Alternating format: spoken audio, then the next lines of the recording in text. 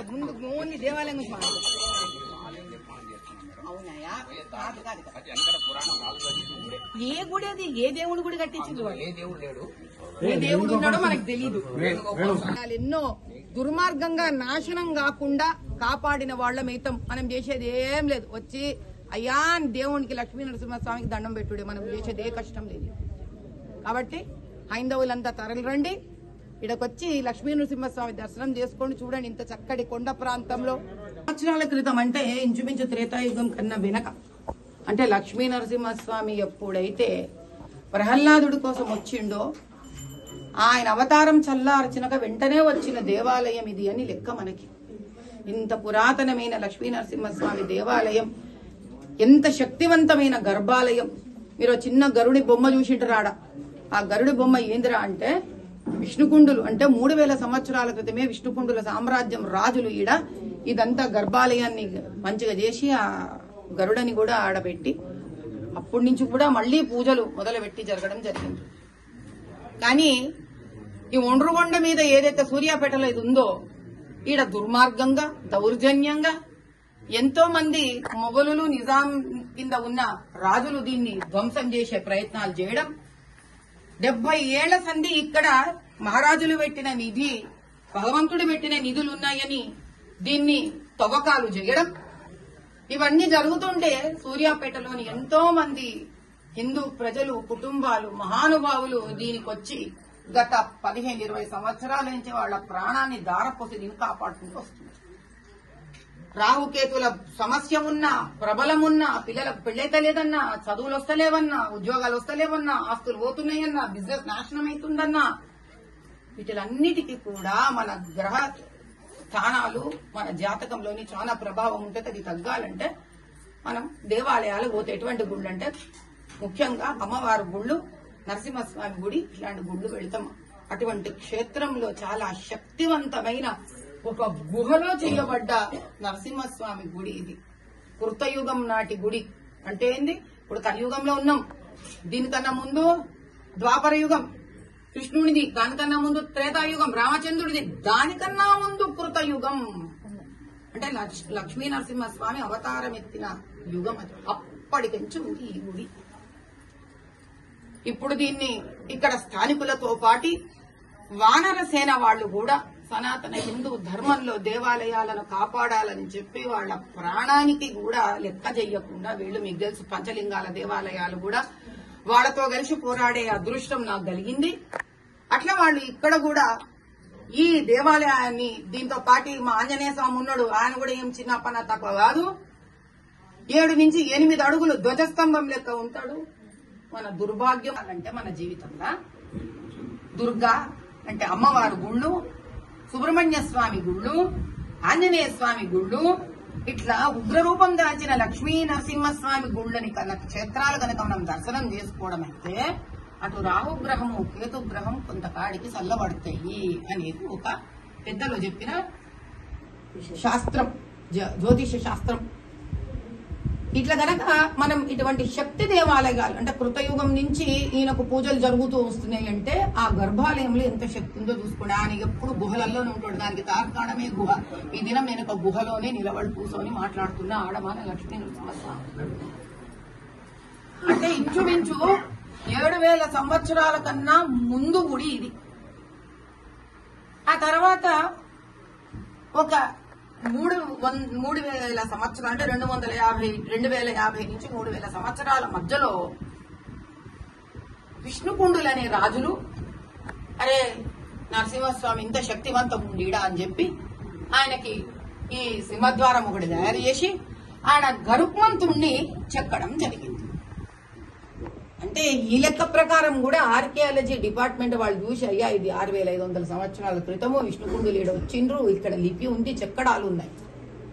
కాబట్టి ఖచ్చితంగా మన ఇళ్లలో ఆడపిల్లలతోని గాని మగపిల్లలతోని గాని మనకి మస్తు కష్టాలు ఇబ్బందులు ఉంటే గాన, వేరే వేరే మతాల వాళ్ళని పట్టుకొని మన పిల్లలు పోతున్నారనే బాధలు ఉంటే గాన, హిందూ ధర్మంలో మత మార్పులు జరుగుతున్నాయనే కష్టాలు ఉంటే గాన, లేదు మేము పెళ్లిళ్ళు చేయాలనుకుంటున్నాం, ఆడపిల్లలకి పెళ్లిళ్ళు అయితే లేదు, పిల్లగాళ్ళు ఉద్యోగాలు ఎదుర్కొంటున్నారు, ఉద్యోగాలు వస్తలేవు, ఆరోగ్యాలు మంచిగా ఉంటలేవు, ఏది చేసినా కూడా ముందు పోతలేదనే బాధలు కనుక మిమ్మల్ని పీడిస్తుంటే తప్పకుండా ఈ ఉండ్రుకొండ సూర్యాపేటకు రావాల్సిందే.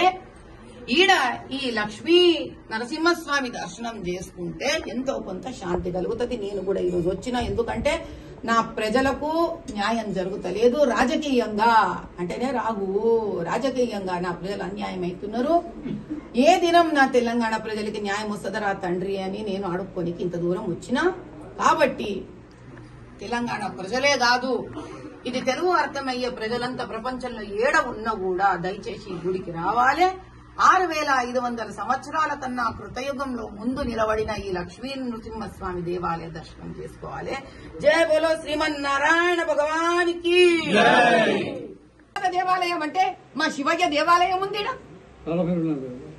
రావాలి నాయన, రావాలి. మన దేవుడిని మనం ఈ దినం కాపాడుకోకుంటే మనకి ఇది టైం పాస్ అయితే గనక, మనకి ఇది గనక ఇట్లా మనకు టైం ఉన్న నాడు మేము ఈడబోతాం ఆడబోతాం అనుకుంటా గనక రేపటి కాడికి పుస్తకట్టే సాంప్రదాయం కూడా నాశనం అయిపోతుంది. తల్లిదండ్రులకి ఇంత పిండం పెట్టే ప్రధానం కూడా నాశనం అయిపోతుంది. చేసుకోవాలి. సూర్యాపేటలో మీరు నమ్మరు గాని 18 దేవాలయాలు ఉన్నాయి. ఈడ 6500 సంవత్సరాల నుంచి ఈడ 4-5 దేవాలయాలు ప్రసిద్ధికి ఉన్నాయి. ఒకటి రామాలయం ఉంది. నాకే మంచిగా అనిపిస్తలేదు. గిన్ని దినాల నుంచి వానర సైన్యం పుణ్యమాని ఈ దినం పిలిస్తే నేను ఈడ దాకా వచ్చిన. అక్కడ చూడరు ఒక్కసారి అడవి చూపించురు నాయన, ఎంత మస్తుంది. ట్రెక్కింగ్ గిక్కింగ్ అన్ని నడుస్తాయి. ఈడ ఎన్ని అడవులున్నాయి. ఈడ ఇంత ప్రకృతి దర్శనం, ఎన్ని ఆ నీళ్లు చూడు ఎంత అందంగా ఉంది.